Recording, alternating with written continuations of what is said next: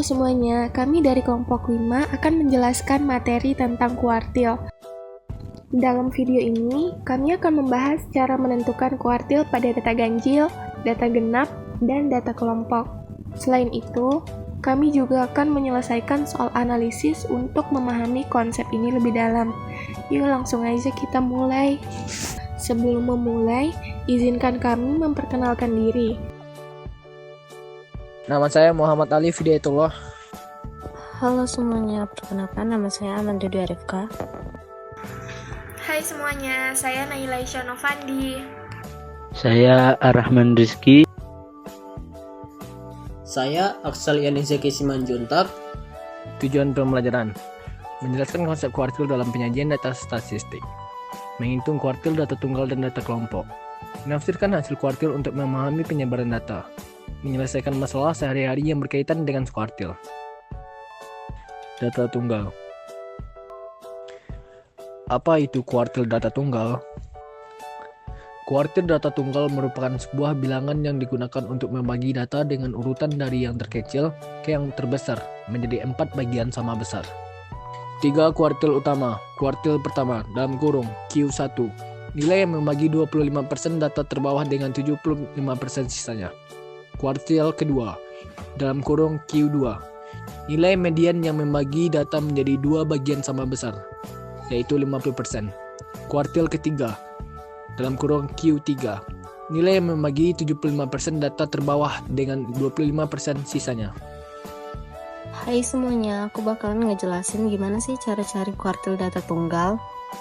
Yang pertama, urutkan datanya, susun data dari yang terkecil sampai yang terbesar, seperti menyusun permen dari yang paling kecil hingga yang paling besar.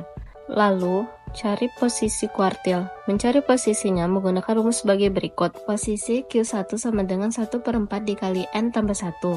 Posisi Q2 sama dengan 1/2 dikali N tambah 1. Dan posisi Q3 sama dengan 3/4 dikali N tambah 1. Di mana N merupakan jumlah data. Kalau hasilnya bilangan bulat, misalnya 3, ambil data yang ada di urutan itu. Jika hasilnya bukan bilangan bulat, misalnya 2,5, kita ambil rata-rata dari 2 data yang ada di dekatnya. Selanjutnya, kita masuk di contoh soal kuartil data tunggal. Di video ini, kami akan memberikan 2 contoh soal, yaitu soal data ganjil dan soal data genap. Kita masuk di contoh soal data ganjil terlebih dahulu yuk. Mari kita simak bareng-bareng cara mengerjakan soal data ganjil. Berikan data nilai ulangan matematika sebagai berikut: 5, 7, 4, 8, 6, 9, dan 3. Tentukan kuartil bawah atau Q1, kuartil tengah atau Q2, dan kuartil atas atau Q3 dari data tersebut. Yang pertama, urutkan datanya, susun data dari yang terkecil sampai yang terbesar. Lalu, kita tentukan letak kuartil dengan menggunakan rumus yang sudah dibahas tadi. N sama dengan 7. Q1 sama dengan 1/4 dikali N tambah 1 sama dengan 1/4 dikali 7 tambah 1 sama dengan 2. Jadi, letak Q1 berada pada data kedua. Q2 sama dengan 1/2 dikali N tambah 1 sama dengan 1/2 dikali 7 tambah 1 sama dengan 4. Jadi, letak Q2 berada pada data keempat. Q3 sama dengan 3/4 dikali N tambah 1 sama dengan 3/4 dikali 7 tambah 1 sama dengan 6. Jadi, posisi Q3 berada pada data ke-6.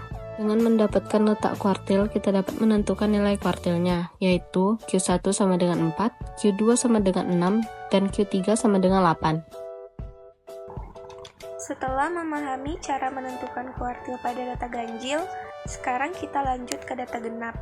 Contohnya, kita punya data berat badan siswa dalam kilogram: 45, 50, 55, 60, 65, 70, 75, dan 80. Kita akan mencari kuartil bawah atau Q1, kuartil tengah atau Q2, dan kuartil atas atau Q3. Langkah pertamanya yaitu mengurutkan data. Karena data sudah dalam urutan dari yang terkecil ke terbesar, kita bisa langsung menentukan letak kuartilnya. Langkah kedua yaitu menentukan letak kuartil. Sekarang, kita tentukan posisi masing-masing kuartil menggunakan rumus berikut. Kuartil bawah atau Q1 berada di posisi 1/4 kali dalam kurung N tambah 1. Karena jumlah data atau N sama dengan 8, maka 1/4 dikali dalam kurung 8 tambah 1. Hasilnya 2,25. Artinya, Q1 berada di antara data kedua dan ketiga. Setelah menemukan posisi Q1, kita lanjut mencari posisi kuartil tengah atau Q2. Kuartil tengah atau Q2 berada di posisi setengah kali dalam kurung N tambah 1. Dengan N sama dengan 8, maka 1/5 dikali dalam kurung 8 tambah 1. Hasilnya 4,5. Artinya, Q2 berada di antara data keempat dan kelima. Terakhir, kita cari posisi kuartil atas atau Q3. Kuartil atas atau Q3 berada di posisi 3/4 kali dalam kurung N tambah 1.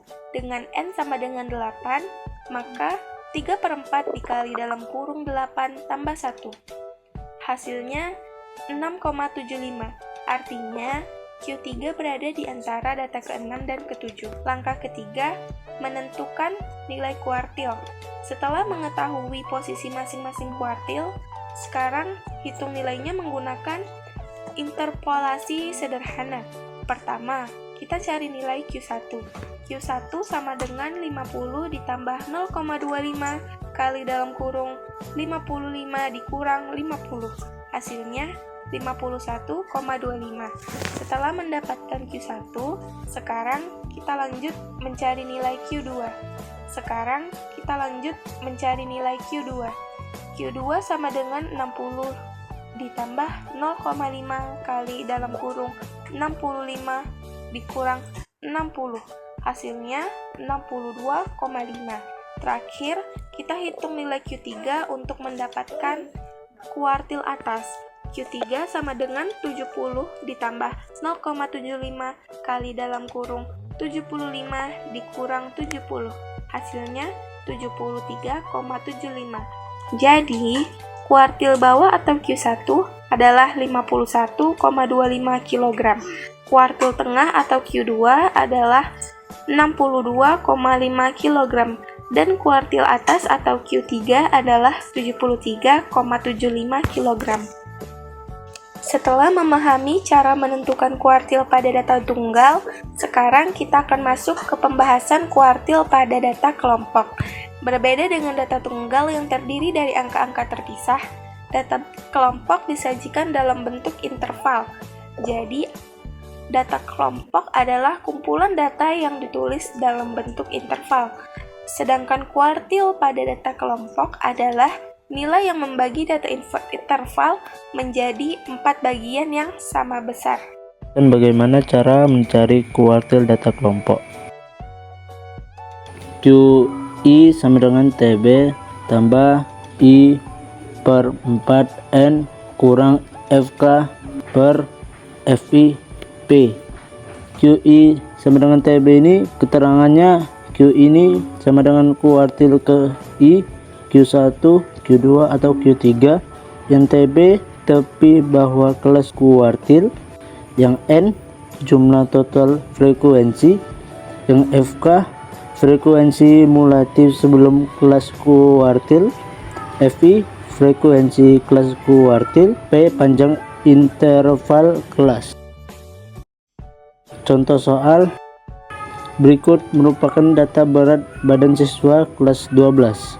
Nah, berikut merupakan data berat badan kelas 12. Ini kelas 10 sampai 14, frekuensinya FI-nya 5. Yang kelas 15 sampai 19 itu frekuensinya 8. Kelas 20 sampai 24 itu frekuensinya sama dengan 12. Kelas 25 sampai 29 frekuensinya 10 dan kelas 30 sampai 34 itu frekuensinya 5. Nah, tentukan dari Q1, Q2 dan Q3. Nah, penyelesaiannya menentukan frekuensi mulatif. Kelas 10 sampai 14 itu frekuensinya 5, frekuensi kumulatifnya 5. Kelas 15 sampai 19 frekuensinya 8 dan frekuensi mulatifnya ini 13. Kelas 20 sampai 24 frekuensinya 12, sedangkan frekuensi kumulatifnya 25. Kelas 25 sampai 29 frekuensinya 10 dan frekuensi kumulatifnya 35. Kelas 30 sampai 34 itu frekuensinya 5 dan frekuensi mulatifnya itu yaitu 40 sama dengan N40. Nah, 2. Menentukan kelas kuartil. Berikut cara menentukan kelas kuartil. QI sama dengan X 1/4 sama dengan buka kurung N tutup kurung. Nah, Q1 ini sama dengan X 1/4 sama buka kurung 40 tutup kurung sama dengan X 10 sama dengan berada di kelas 15 sampai 19. Q2 X 2/4 buka kurung 40 tutup kurung sama dengan X 20 berada di kelas 20 sampai 24. Q3 sama dengan X 3/4 buka kurung 40 tutup kurung sama dengan X30 berada di kelas 25 sampai 29. Nah, 3. Menentukan tepi bawah kelas kuartil atau sama dengan TB. Nah, Q1 ini TB-nya sama dengan 15 kurang 0,5 sama dengan 14,5. Q2 TB-nya 20 kurang 0,5 sama dengan 14,5. Q3 TB-nya 25 kurang 0/5 sama dengan 24,5. Nah, menghitung nilai kuartilnya ini, untuk menghasilkan nilai kuartilnya kita membutuhkan rumus, yaitu buka kurung I per N I buka kurung I per 4 N kurang FK per FIP.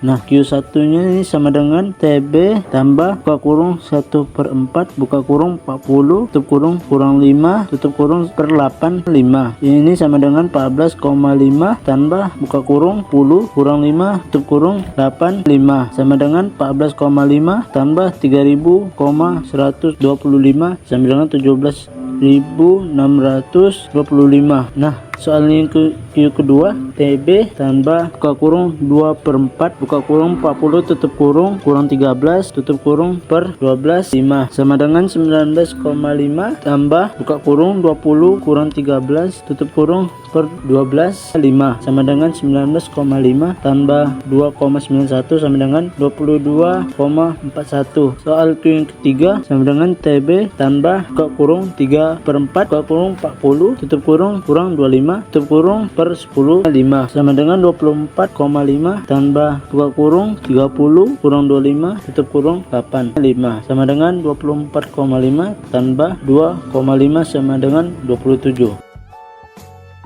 Penerapan kuartil dalam kehidupan. Yang pertama, contohnya adalah pendapatan karyawan. Dalam sebuah perusahaan, Q1 sama dengan 3 juta, Q2 sama dengan 5 juta, dan Q3 sama dengan 7 juta. Artinya, 25% karyawan berpenghasilan di bawah 3 juta, 50%-nya karyawan memiliki gaji antara 3 juta sampai 7 juta, dan 25% karyawan lainnya berpenghasilan lebih dari 7 juta. Contoh selanjutnya adalah tinggi badan atlet. Dalam seleksi atlet, tinggi badan dibagi dalam kuartil. Jika Q1 sama dengan 165 cm, Q2 sama dengan 170 cm, dan Q3 sama dengan 175 cm, maka 25% atlet memiliki tinggi di bawah 165 cm.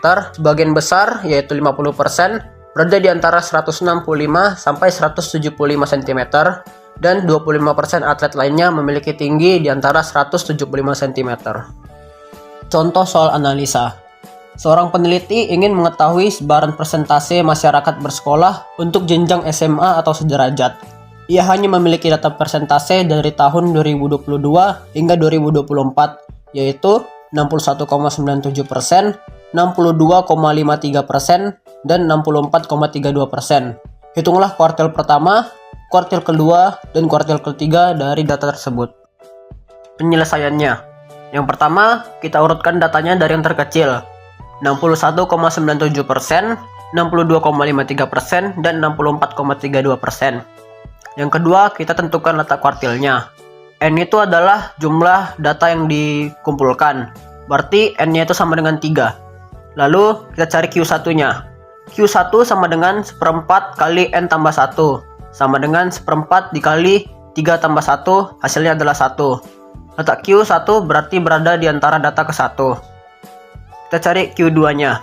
Q2 sama dengan setengah dikali N tambah 1 sama dengan setengah kali 3 tambah 1 hasilnya adalah 2. Berarti letak Q2 berada di antara data kedua. Kita cari Q3 nya. Q3 sama dengan 3/4 dikali N tambah 1 sama dengan 3/4 kali 3 tambah 1 hasilnya adalah 3. Berarti letak Q3 berada di antara data ketiga. Q1 sama dengan 61,97%, Q2 sama dengan 62,53%, dan Q3 sama dengan 64,32%.